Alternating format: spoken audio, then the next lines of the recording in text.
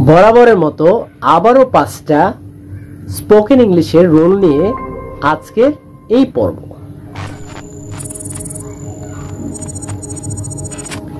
কোনো কিছুর অনুরোধ বোঝাতে আমরা উড ইউ মাইন্ড ব্যবহার করব।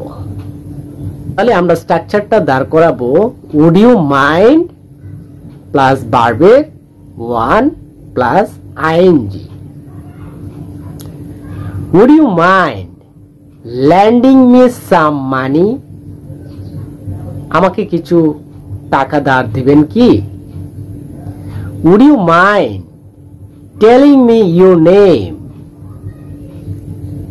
আমাকে আপনার নাম বলবেন কি?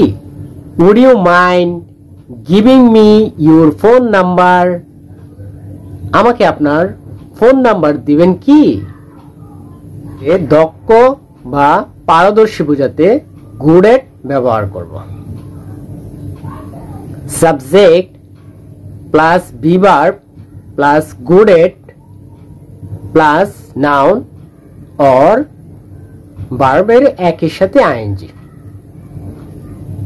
হি ইজ গুড এট ইংলিশ, সে ইংরেজিতে পারদর্শী। I am good at drawing, আমি ছবি আঁকাই পারদর্শী। কথা আছে বা কথা ছিল এমন বোঝাতে সাপোজ টু ব্যবহার করব। Subject be verb plus suppose to plus ভার্বের one plus object. I was suppose to go to Dhaka, আমার ঢাকা যাওয়ার কথা ছিল। He was suppose to buy this mobile, তার এই মোবাইলটা কেনার কথা ছিল। কোনো কিছু করতে দাও বুঝাতে লেট মি ব্যবহার করব। Let me plus verb plus object. Let me speak, আমাকে কথা বলতে দাও। লেট মি গো, আমাকে যেতে দাও। লেট মি থিঙ্ক, আমাকে ভাবতে দাও।